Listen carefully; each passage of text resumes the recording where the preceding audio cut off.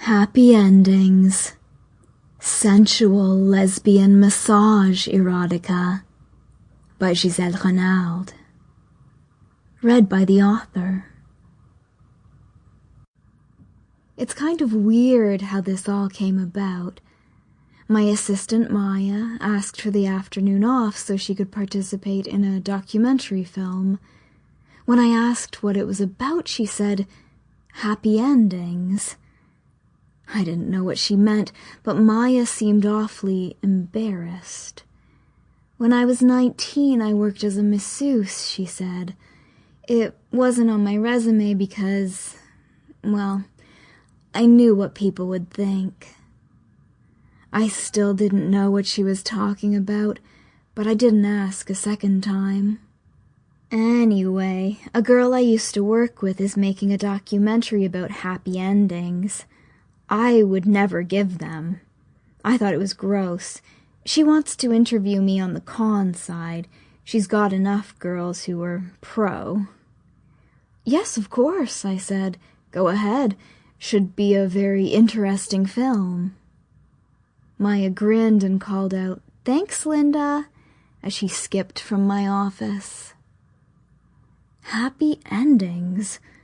Call me naive, but I honestly had no clue what she meant.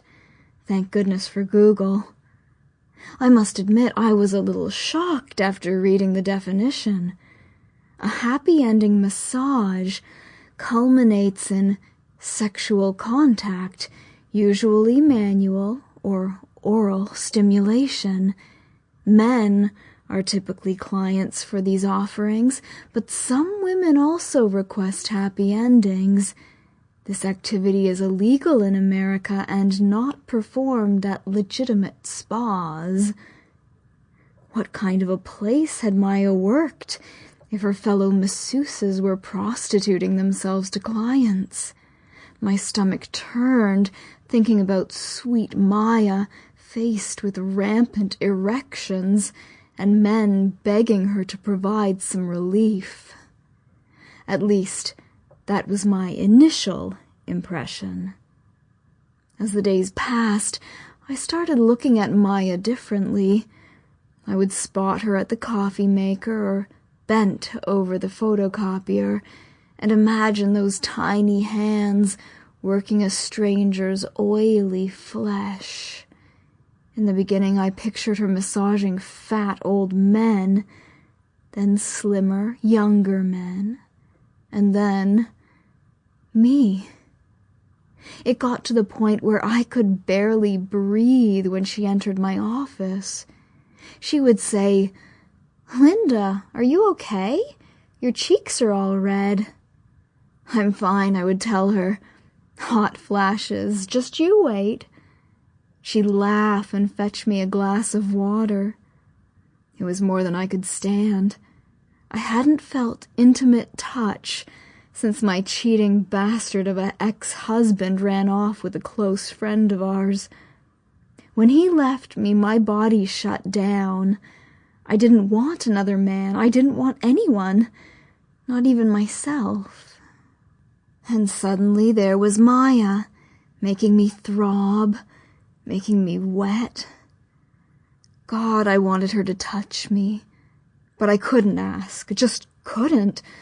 Above all else, I was a professional woman, and responsible VPs resist the temptation to seduce their staffers. I'd always believed that, and one little all-consuming crush wasn't going to sway me. But I needed something. I started touching myself in the shower, but I never really got anywhere. My pussy would ache all day, and I couldn't seem to satisfy it. After a while, my brain felt like it was on fire. I became so irritated with myself that I started scratching at work, leaving red claw marks down my neck and my chest. Maya said I should see a doctor. One day, on a whim, I asked, "How is that documentary coming Sample complete. Ready to continue?